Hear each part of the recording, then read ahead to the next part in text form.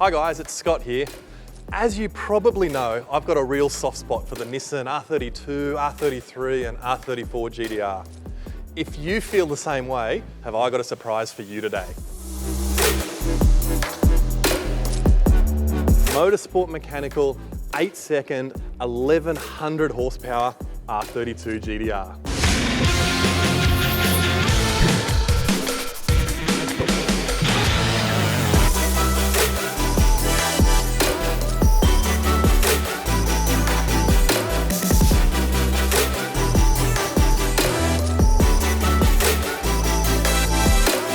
Four drive pumps winding up. Oh, this is scary.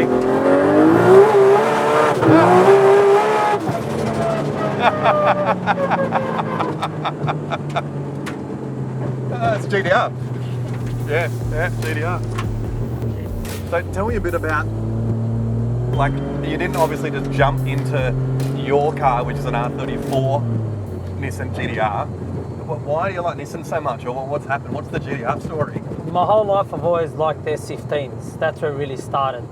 I went to Power Cruise 1 year and I got smacked by a GTR in my S15. Got home a couple of nights later, I'm looking on Facebook and I seen a purple R33 GTR. I thought, oh, that's pretty, $8 cheap. Buy a GTR, pull all my stuff out of my other car, put it in this car.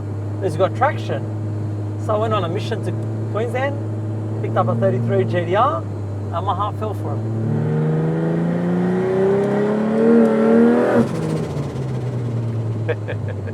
It's hard in this car, bro. Every time, that noise, every single time.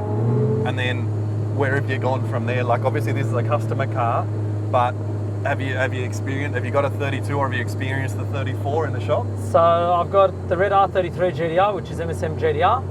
That's gone to 785. I've got the red 34 GTR, which is my street car, makes 1100 horsepower through the automatic.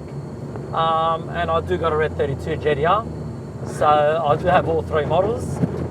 Man, if it's running 850 and it's driving like this on the road, it drives beautiful. It sounds like just really nice. This is where everything ticks the box.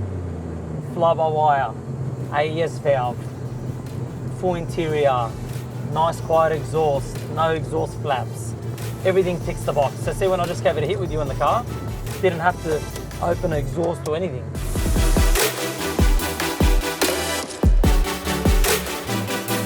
Well, Mick, that was a hell of a test drive in this street car of yours.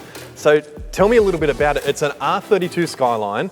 I'm used to seeing an RB26, a 2.6 litre engine in this car. Sort of looks like it in here, only there's a lot of differences. First of all, what motor is this? So it's a RB30 out of a VL Commodore R31 Skyline Nissan Patrol. It's just a very old dirty 30, they call it. Dirty 30, so that's the RB30, which was a cast iron block, but in here it's a lot shinier than that. Look, it's a billet block at the moment. It did have a cast block in it at one stage, but customer wanted to go really fast, and we know the reliability is there with a billet block. It's newer, it's not 30 years old. We know that whatever we do to it is all up to us now. How's the weight between a cast iron block versus an alley block? Well, look, definitely you need two people to hold the old RB30 block, and one of us can hold one of these blocks. Let's just put it that way. Yeah, so once we've got this RB30 or pseudo RB30 billet block in here, what's spinning around in it? So it's got a Nitto 3.2 stroker kit, right? I-beam rods, Nitto 3.2 pistons, and yeah. Billet block, 3.2 litre Nitto kit. The cylinder head is obviously an RB cylinder head, but it does look funny with these covers. What's the story here? Well, yeah, look, these are hyper-tuned billet rocker covers. They're made obviously for the low profile. When you put an RB30 block in it, it brings them up 20 mil. 20 mil actually touches the bonnet, so an RB30 block is actually taller than RB26 block? Correct. Right, okay. Well, this is a nice simple solution without having to hack too much of the structure out of the hood. Inlet manifold, they've got fuel rails everywhere and injectors everywhere.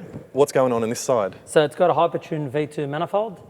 It's got 12 injectors in it. It's got Siemens 2400cc times 12.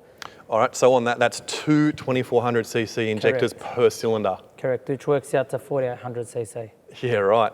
So it's got dash 10 feeds, dash 10 returns. It's got a Turbo Smart FPR 2000 fuel reg. It's got the Haltech fuel pressure sensor in it. All right, so that's our part. So that's our fuel pressure regulator, the thing that brings our base fuel pressure up when we put boost pressure on top of it. Correct. So what sort of base fuel pressure would you run in this car? 38. Right, okay, which is a fairly normal sort of number in our fuel line pressure. Yep. And then once we've got 38 pounds and how much boost does the thing run? 42. All right, so that would mean we'd have 38 plus 42 would end up being our fuel line pressure. And then the pressure across the injector is still 38 because of our fuel pressure regulator. Correct. Makes it easy to tune. Yep. Well, moving down past the manifold, this is something that I love on these older style cars. This is probably my favourite part of the car, which I know it should be the turbo, but it's got an electronic throttle body on it. Okay, so the customer asked me, he goes, I want a car that starts every morning and I don't want to sit there with the accelerator holding the idle because obviously it's got a race inlet manifold on it. So he wanted the drivability, idle control. He just wanted it to be like a brand new BMW. So I said to him, listen, we've got the Haltech Elite in it. Let's use the drive-by-wire feature. So we're going to purchase the Bosch drive-by-wire. Mate, it's been perfect ever since.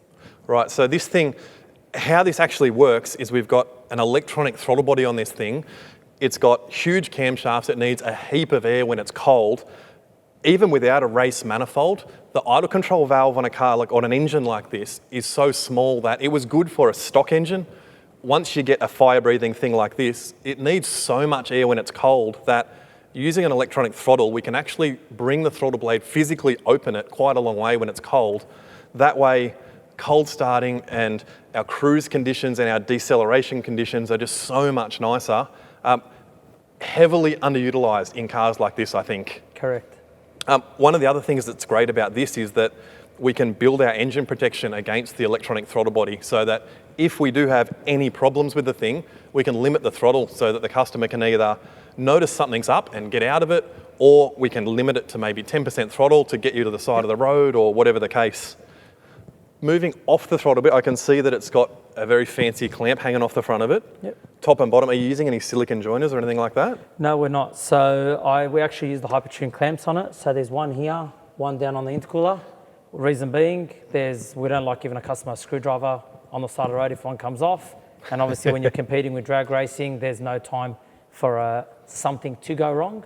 All the air through the intercooler, which from the top here, it's pretty serious. How big is it? So it's got a Hypertune 150mm intercooler.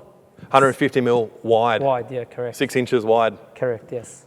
And then pushing all the air through that intercooler is this monster. It's a Garrett-style turbocharger. Yep. What size front and back have we got? So it's a GDX 45. Just the basic 45 off the shelf, to be honest with you. So moving past the turbocharger, the dump pipe's huge. There's not many funny angles in it. It does look really nice. Is this part of the secret in making so much power in these style of engines? No, it's not part of the secret. It's just if you're going to go out the way to do the job nice, you just do it properly. For sure. So how big is this thing? So it's a 4-inch dump pipe. Right. All the way down to where it meets a 3-inch exhaust, which quietens it right up. It's got an AES valve on it, which is controlled by boost. So that's got a vacuum hose from there all the way to the inlet manifold. So when you're driving along under 7 PSI of boost, exhaust is dead quiet like a stock car. The minute you put your foot down, don't have to flick any switches, don't have to touch nothing, just blows open and you're on your way.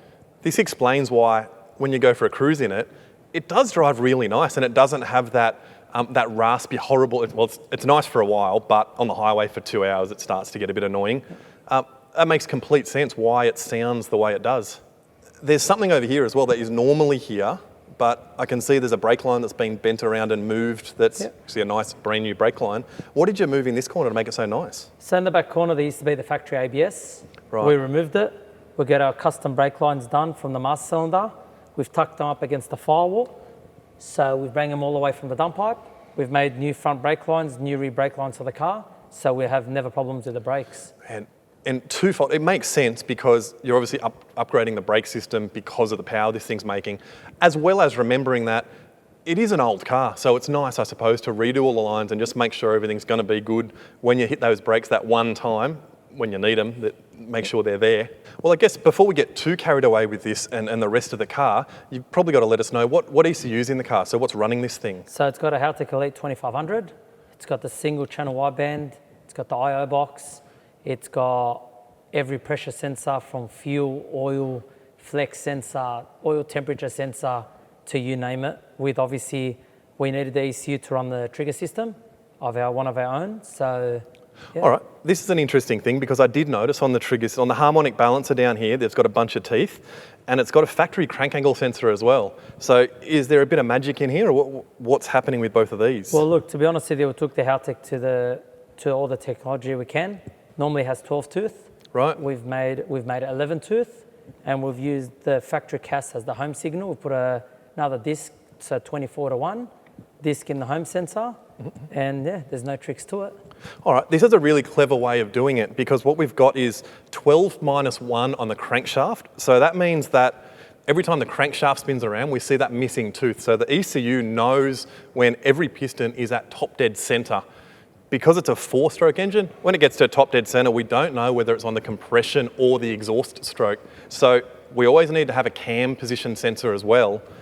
What Mick's done, which is very clever, is use the factory crank angle sensor instead of the Nissan, which has normally got a 360 pulse tooth and a 6 pulse. You've just changed it to a single pulse in there. So we've got 1 pulse on the camshaft, 12 minus 1 on the crankshaft. That way, it'll start nice and quick. It'll start just like a factory car. Even better than that, the timing resolution on this is probably something that we should talk about because normally when you're running a monster engine like this and you put all the ignition timing control off just the camshaft sensor, you'd expect that to be walking around with the stretch in the timing belt. So if we put a timing light on that at huge RPM and huge horsepower, you'd actually see the timing wandering around. And that's not because of the coils, it's not because of the power supply, it's not because of anything. It's simply because there is belt stretch. It just happens. So it makes sense to be doing all your ignition timing corrections and your actual ignition timing tuning straight off the crankshaft, the thing that the pistons are connected to. It's brilliant. Well, yeah, especially with the timing, the billet block, you do have the timing belt grow a lot. So when it's cold, the timing belt's loose. As it gets hotter, timing belt tightens up. So tell me, in the block, which I can't even guess how high it is, but let's say the thing from top to bottom might be, 50 centimetres, 60 centimetres tall. How much does it physically grow? I reckon there'd be at least 10. It's absolutely amazing. Yeah, definite. It's something that's it's something that I didn't believe myself. It's taken the words out of your mouth, and the truth is it's taken mine as well. What's interesting about it is being a timing belt that goes up, around and back down again, anything that grows is multiplied by 2 because you've got both sides of the belt. So it's an interesting thing that an aluminium block does grow, and we need to take that into consideration when we're doing clearancing, when we're setting up our trigger kits, when we're doing anything. Well, obviously you got to everything has to be taken into proportion, all of it. Mate, that's incredible. To keep the thing, I suppose it matters with the temperature of the engine as well, how much it's going to be growing. You've got this beautiful radiator, you've got this amazing cooling system with all of these really nice hoses everywhere. Why is there not one top radiator hose? Instead, there's a whole bunch of hoses. So with the Hypertune inlet manifold, they run individual to each cylinder port. So there's 3 -10s at the bottom of it, where they run individually straight to the radiator. Normally, some people prefer to run all of them into one and just do one as a top radiator hose. We prefer not to because we can't afford one air bubble in it, and we can't afford to have a head issue or a head gasket issue with the car. Right, because RB26s were known for being hot around the back of the engine. Is that still the case when you've got a setup like this? No, it's not the case. So that's why we obviously have all breather nipples at the top of it, which bleed off to the top tank here, which we've left the tank higher than the engine, so we don't have airlocks in the actual radiator or the engine. And you guys have thought of everything. This tank, what's going on with this? So it's a dry sump system, so that's where we fill up the engine oil from, because it is a dry sumped engine. Right, okay. So we've got not much oil in the sump or no oil in the sump? It's really not much oil. There's a little bit of oil, but not much. Right. Which gets scavenged by the pump, and the pump puts pressure from the tank into the engine and feeds the engine oil. Okay, so if I follow this line down, there is actually a dry sump pump just hanging off the side of the engine, a mechanical pump. Correct. All right. On the other side, there is a fancy little solenoid over there that is also pretty impressive. What's that? So that's a happy gas, that's a nitrous. Yep. We use that to bring it up on boost. So obviously we're not sitting at the start line on the trans brake. So we stage it through the Haltech. We set all the information the Haltech needs to know. So trans brake button, when he sees the trans brake button on, when he sees 0 RPM, TPS, gives it a little shot of gas, brings it up on boost, and you're on your way. Now, it's awesome that you're using the nitrous to get this thing up on the torque converter. And what that means is that when we go and drag race this thing, we either use the trans brake, which is the thing that essentially holds the transmission in first gear and reverse gear at the same time, so that when we hold down this button, we can go full throttle. The transmission is essentially locked in place. So all that can happen is more air through the engine, creating more turbine speed. The problem is that when we've got a huge turbo like this, sometimes it's a little bit hard to get it, what they say, get it up on the converter. So for the engine to make enough power to make the turbo make the boost, to make the engine make more power. So the easy way to do it, add nitrous. We give a spray of nitrous in, it livens the engine up, it comes up, sits on the launch RPM, which, Mick, what's the launch RPM for this thing? 4,200. It's pretty impressive. It's actually quite low considering the size of the turbo. Okay. So 4,200 RPM, is the nitrous on at 4,200 RPM or does it turn off below there? So when you hold the trans brake, it comes up, we shut it off at like max 15 PSI. So as soon as the Haltech sees 15 PSI through the map sensor, turns the nitrous off and it's all on from the engine there on. All right, so you'd almost say it's kind of not a power adder as such. It's rather that it makes the power where the engine can't make it for itself. So this is going to get it into staging faster so that when it really does count and there's some guy beside you burning you down on the start line, you can bring it up, the gas comes on and you're ready to launch it real quick. Or you can bump it in as well. So you stage up on the first light, come up on the trans brake, and there's a bump button and you just press it once, twice, bumps in on the second light and you're out of there. But we've talked about the injectors, the fuel rails, the fuel lines and the reg. How about we spin this thing around, see where all this fuel's coming from? Let's go have a look. Well, things in the boot here are just as serious as in the front.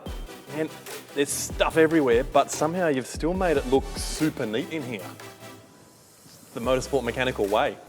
Well, look, the look is obviously everything that the car is. So when everyone looks at it, you've got to give it the quality as well. This is not a Nissan part. What is it? So that's a Holden Astra power steering pump, electric power steering. Right, so there's no mechanical power steering pump on the engine. I didn't even notice that. Correct, so that's been eliminated. What was the reason? Why did you want to go this way? Well, when you go Pro Mod manifold, it gets very close to the power steering. We didn't want to have any fire issues. When we have the dry sump underneath as well, it was the easiest way to eliminate it. It drives amazing with electric power steering compared to the mechanical pump. Yeah. It drives so nice. Even if the car's turned off, you can just turn the ignition on, you can steer the car around with electric power steering and you're not there just jamming on the wheel trying to turn it. The next part, the factory fuel filler. So this is where the factory pump and the factory fuel sender are in here. You've got a dash fitting come off it and then all hell breaks loose across the front. So we've got 4 pumps I can see. What's in the factory tank first to fill this surge tank? So it's got a Bosch 040 in the fuel tank, which fills up the mobile custom fab surge tank, which is like a 20-litre surge tank. We normally like using them just for drag racing. So we disconnect the in-tank fuel pump and we just have that as a full tank. We get 3-4 passes out of it. Takes a bit of weight out of the car. It's beautiful the way you've got these pumps set up with this fuel rail set up as like well, it really is a fuel manifold, I suppose, before it goes to the front. 4 pumps, pretty serious on the electrical system. There's a huge amount of really nice gauge wiring and a bunch of relays here. What have you done with all the wiring set up in the back here? So my in-house electrician has wired the whole car up. As you can see on the back wall, he's made every relay's labelled, every fuse is labelled. If the customer has an issue and we're not around to help him, because he's obviously driving the car around, it's nice and easy, open the boot, power steering style circuit, there's power steering fuse, 4-wheel drive fuse, everything's labelled, everything's there for him.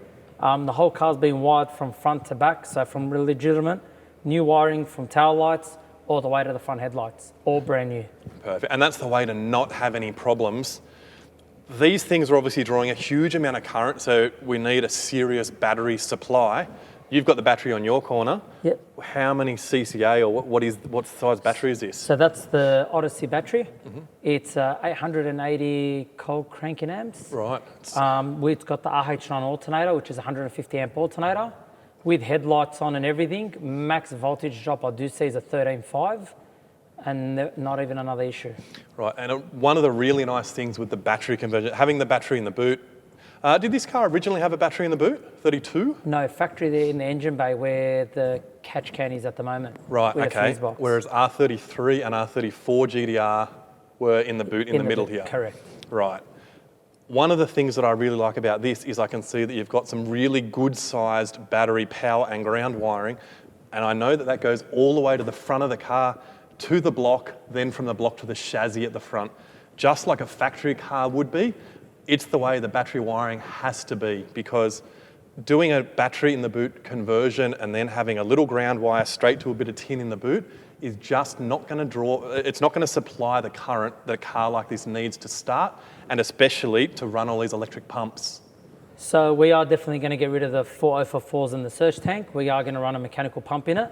That is the next step with the car, as there's too much load on everything, and the power level that we do want to go up, we can't afford a fuel pump failure. We don't even know if one ever has an issue. We wouldn't know, so we are going to step it up a notch with the fuel system very soon.